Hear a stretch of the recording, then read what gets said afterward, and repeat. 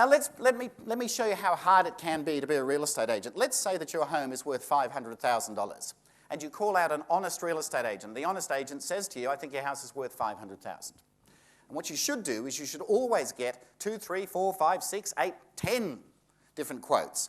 Let me promise you something, that if you own a home and you are thinking of selling it, you are a very, very powerful person before you sign. All right? You can get the real estate agents to jump through hoops, and really you could. You could get some of those hoops and actually say, I will give you my house for sale if you will jump through the hoops. And some of them would do it. As your confidence increases, I actually thought of this the other day, you could light the hoops, and some of them would still go through it. The honest estate agent, anyway, you say to the honest estate agent, look, thank you very much for coming. I'm glad you told me my home's worth around about $500,000. We've got somebody else coming later. The next person to lob up in the black two-door Beamer that parks across the driveway is, let's call this one Larry the Liar. Larry pulls up and he gets out and he's got his double-breasted black suit on and the oily look and walks up the driveway, and if he was coming to date your daughter, you probably wouldn't let him near the place. But you see, this is business, isn't it? And it's amazing what we do in business.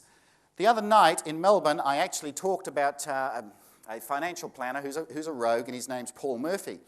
And later on, I got an email from a man who I didn't realise till I looked at his email address, he was with the police. Now, I wrote back and I said, when I interviewed Murphy for my book, I said, he oozed sleaze. Didn't you pick this? And the cop emailed back. He said, oh yeah, my wife said exactly the same thing, but we thought all financial planners were like that. No, please. There are some clues there. Anyway, Larry comes into your home, and he's walking around. Actually, you can pick the real estate agents in the audience. You know, those that have snuck in pretending to be consumers, and good evening to you as well. Because you're not smiling.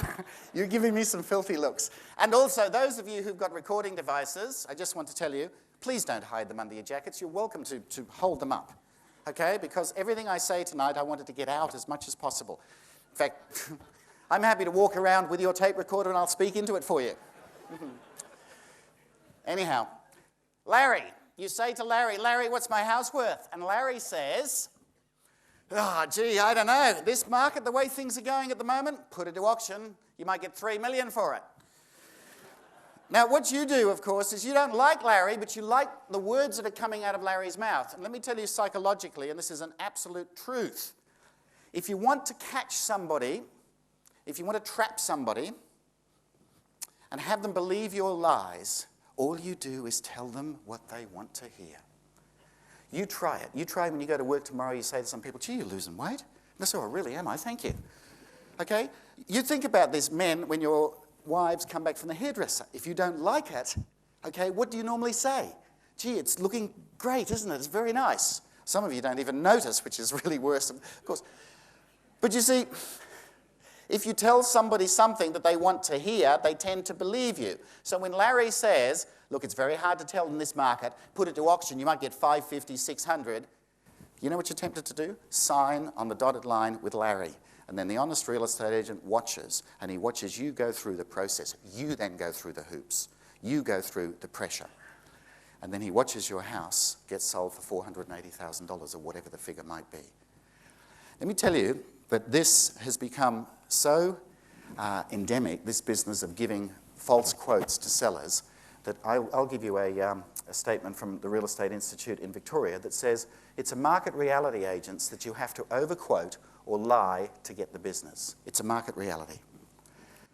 What they want you to do is they want you to sign one of these.